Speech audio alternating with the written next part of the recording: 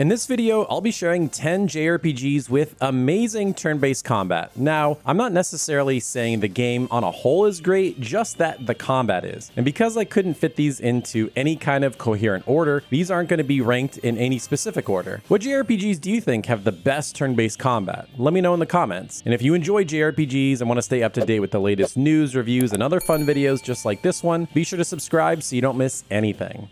All right, first up, we have what I believe is the most flexible job system on this entire list, and that's in Octopath Traveler 2. Now, in this game, you have a job system where you can kind of mix and match abilities. You have like a core class, and then you have like a subclass. There are 8 core jobs that the game has for each of the 8 main characters, and then there's 4 extra ones that do some really unique things. And what I love about this system is that there's so many cool combinations and ways that you can break the game, and I'll get into some of that here. Now, the way that the combat system works is that it is random encounters. You can't see the enemies on the field, but it's a pretty seamless battle transition in and out of battles. It's pretty quick. You're not wasting a lot of time in loading screens or anything like that. And you can have up to 4 characters in combat. And now the main thing about Octopath Traveler is its break and boost system. Basically, enemies have weaknesses, and these are indicated by little locks under each enemy. And then you'll see a big number, and that's how many times you need to hit their weakness before they get stunned and you can do big damage on them. And so anytime you hit their weakness will be revealed, and you just have to hit their weaknesses any number of times depending on whatever number it shows. Now, what's really cool is you get something called boost points each turn. These like little dots above your character's interface on the right hand side. You get 1 each turn. You can save them up for later, or you can attack a bunch of times in a row to break their locks and finally just do big damage. Or maybe they're already broken and you can attack a bunch of times in a row to do huge damage to them once they're broken. Now, this is sort of an iteration on Bravely Default's Brave and Default system, which we'll get into later in the video, but I feel like it's kind of perfected here. I just feel like there's so much strategy. It's like, how do you want to save up these breaks and boosts? Like, how do you want to do it? Especially with the thing that they introduced in Octopath Traveler 2, the latent powers. These are unique abilities that each character has that you can activate depending on what the situation calls for. And these can be anything from acting twice in a row or just super big, powerful attacks. And also, I love that in this game, the battles let me see all the options available to me and gives me all the information I need. You can see the turn order at the top of the screen. You can see the status effects on the right hand side next to your characters. There's a speed up option, which is really cool. So if you want to just really grind out battles, you can do that. And also there's some unique day and night mechanics that influence both enemy encounters and certain abilities, which is neat. So in my opinion, this system is nearly perfect. And if you haven't played Octopath Traveler and you love turn-based combat, man, you're missing out.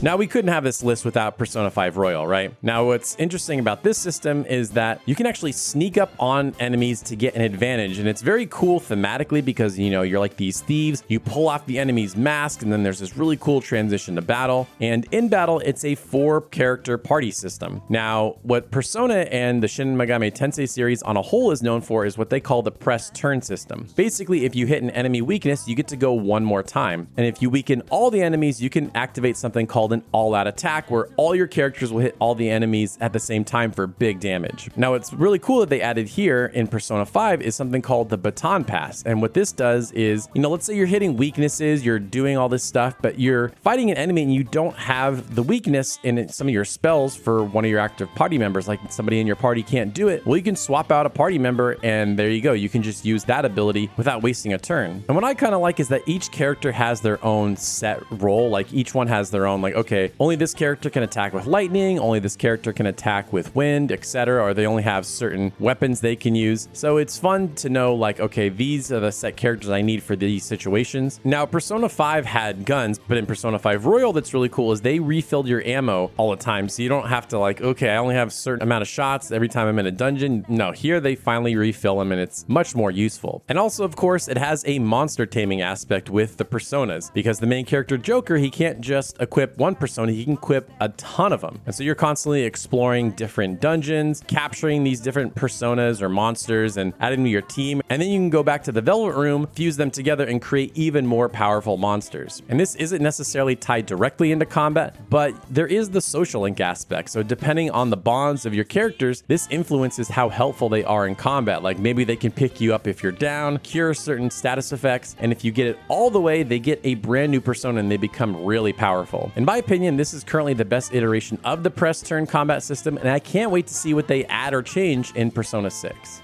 Now, in a way, Metaphor ReFantazio kind of combines the last 2 game systems into one system that's really special. Again, you do have a 4-character party system. It kind of takes a lot of cues from the press turn system in that, if you hit an enemy weakness, you can keep going, and then it affects these orbs at the top of the screen. But there is a risk reward, because if you miss, then you lose orbs and it becomes the enemy's turn. Now, something they added here is basically a job system that they called the archetype system. Basically, each character starts with an archetype, and then depending on how much you level up that particular archetype, it unlocks even more down the line. So for example, there could be a warrior, and then it unlocks a knight and an even stronger knight. And each core job has these different rankings, and for each character, they have their particular class that only they can get the very best version of. So it's really cool to kind of mix and match these abilities. You can take abilities that you've earned and kind of slot them in depending on when you switch classes. Now, you can have any archetype on any character. However, each character is sort of predisposed to certain archetypes because of their stats on their character. Now, what's also cool is depending on what archetypes you have equipped, you can have 2 characters combine their powers into a big, strong attack. So there's some strategy there too as well, making sure you have the right archetypes equipped. Now, you'll need to experiment because certain bosses require certain archetypes, and it's nearly impossible to beat them without them. And much like in Persona, there is a social aspect to deepening your bonds with characters that can influence their combat performance. And also, this is sort of an action RPG because you have the turn-based combat, but before you get into it, you can actually hit enemies in a sort of simplified action combat system. You can hit them a bunch of times, stun them, and then once you get into battle, you have an advantage and you already have damage done. And if they're low enough, you can just beat them with the action combat system. So to me, this is a great way to deal with the trash enemies or just to grind a little bit. It's an excellent melding of various systems that came together before it in a really cool way.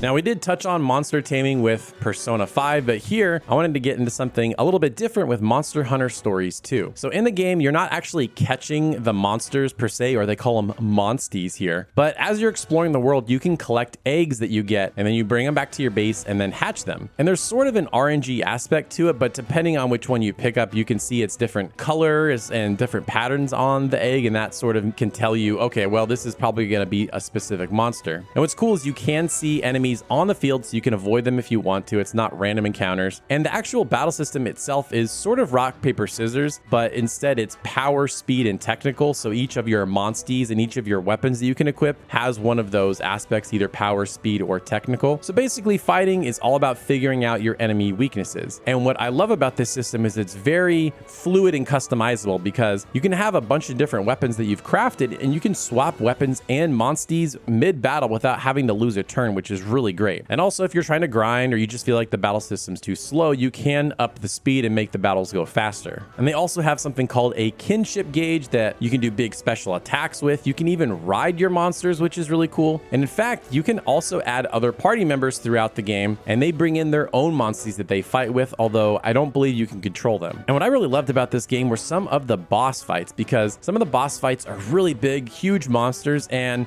you have to like break certain parts of the monsters or disable them temporarily. Like, okay, if it's a flying one, let's hit their wings so they can't fly, or let's hit their legs so they get knocked down and we can do big damage. I loved how dynamic and unique that was. You have your games like Pokemon, but for my money, I think Monster Hunter Stories 2 is one of the most in-depth, dynamic monster taming combat systems I've played.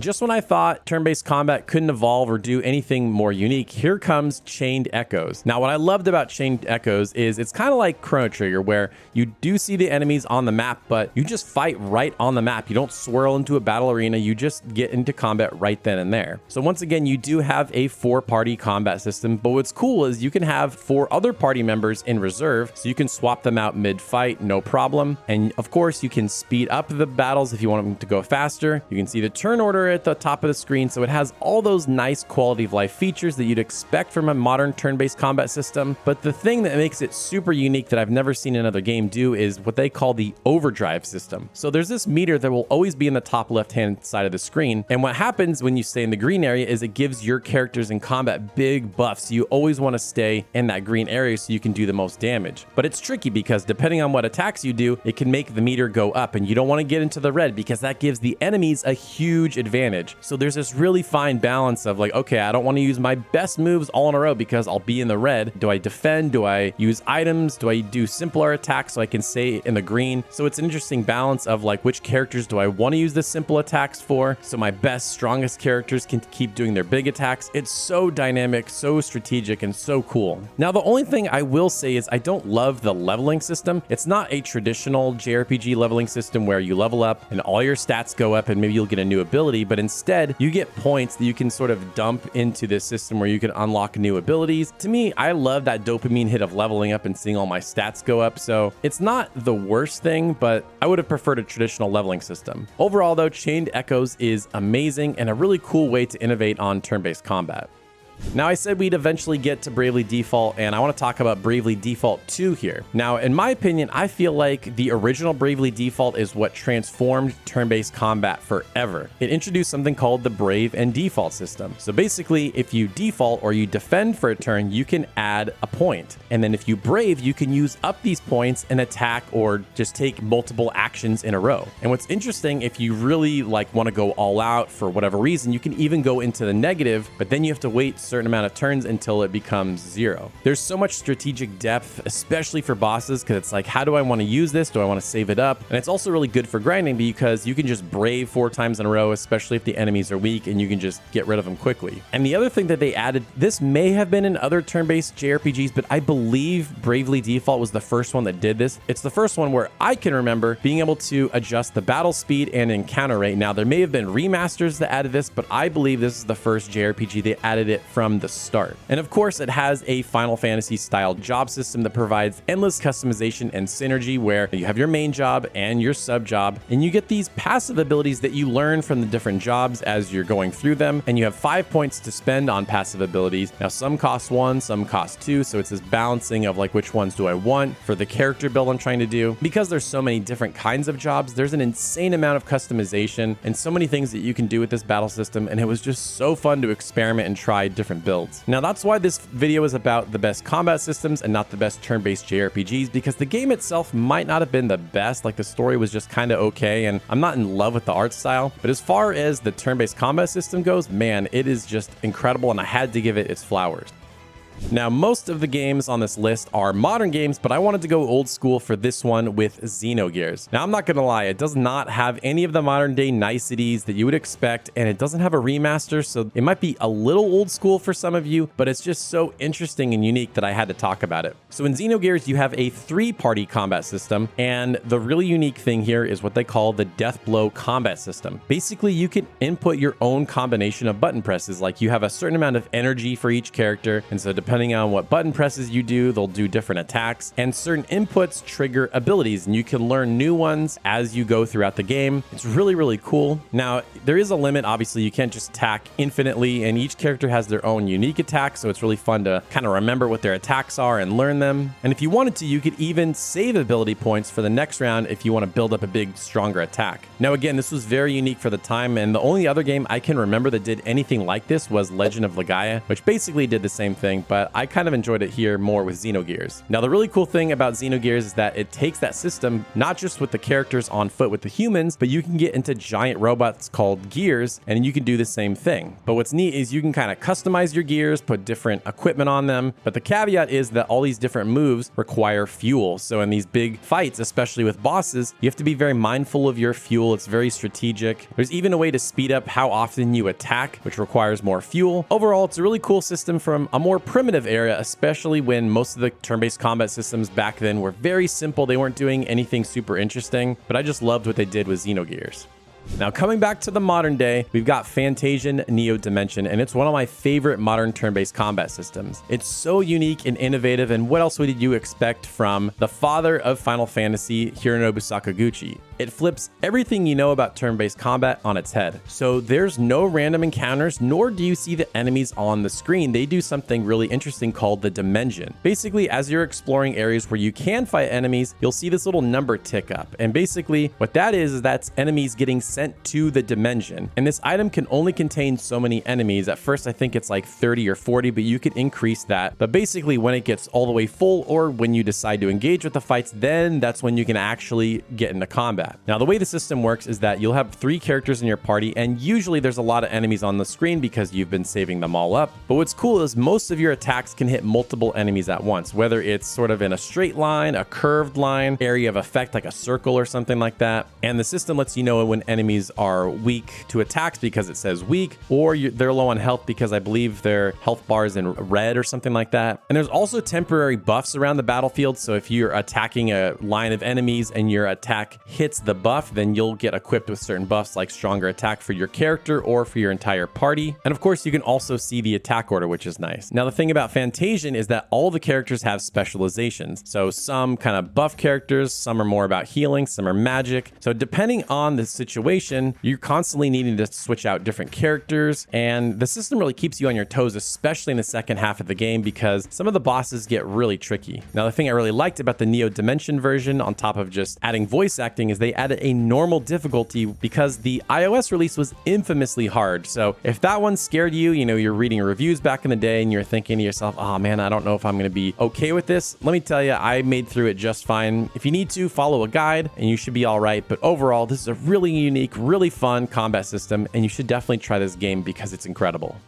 Eventually I might need to release some kind of apology for that SaGa video because I'm finding myself including SaGa games more and more recently. And the one combat system from the SaGa series that I really enjoyed was SaGa Scarlet Grace Ambitions specifically. Now, in this system, you have a 5-character party system. I believe it's the only game on this list where you have 5 characters. And what's wild is you're constantly recruiting a lot of different characters through the course of the story who all have really unique combat abilities and different weapons they can use. And so the way this system works is it's on a star point system. Basically, when the battle starts, you're allotted a certain number of star points, and you can use these star points to spend on abilities. And this is not for each character, it's the whole party. So basically, each round you'll get 1 more star point added to your pool, and then you can use it that round. Now, this creates some really interesting strategic decisions because do you save the points for later, or do you activate abilities early on? Because certain abilities like magic need turns to charge up. And what I like is you can see the turn order at all times and also see enemies' health. They're like these little rings around them. And your turn order can change depending on what action you take, and it will reflect on the timeline. So you'll know, like, okay, depending on what I do, I just have to account for that. And there's also party formations that play a big part in how battles play out. Now, the one thing that people don't typically like about SaGa games is there's not traditional leveling. Basically, the way it works is depending on how much you've used a certain weapon, or depending on if you've gotten hit a lot, certain specific stats will level up, or certain weapons will level up, and you can get new abilities for those weapons. But the thing that I noticed is that it seems like you'll get new abilities and you'll level up much faster compared to other SaGa games. So as long as you're getting into battles, you should be fine. Now, I did feel like random enemies were a little annoying because this combat system is very involved. So the random enemies are a little bit annoying. I wish I could have sped the battles up a little bit, but the boss battles are really where it's at because they take longer and you have to have a lot of strategy. So you're really thinking, oh, okay, how do I want to spend my star points? Especially because I'm constantly getting more, and you will eventually max out the amount of star points you can get in boss battles, whereas the random encounters you don't as much. So from that perspective, I just thought the boss battles were really cool. Now, again, I'm just as shocked as you are to have another SaGa game on a list, especially on this one, but it's just really interesting and cool, and I had to have it on here.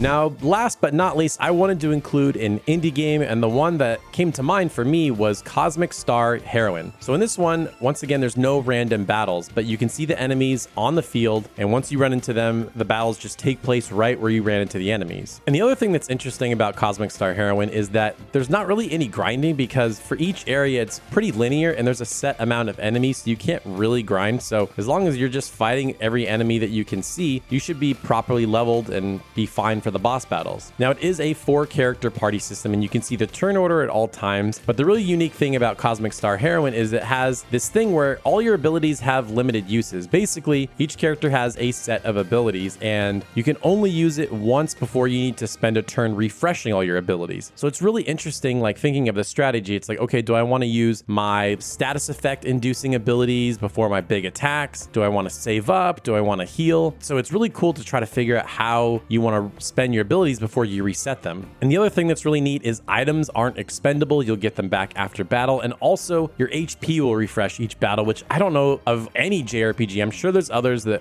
are out there, but none come to mind, but I can't really think of any other JRPG that does that. And the game also has these things called the style and hype meter, so it adds a dynamic aspect to combat that can turn the battles when you need it most. So overall, I really love this system. I really hope that team either makes a sequel or iterates on that system somehow, because man, I loved what they did here. It just really created some really cool strategic moments in combat. Now, these are what I think are the best turn-based combat systems in JRPGs, but to see the best overall modern turn-based JRPGs, make sure you watch this video next.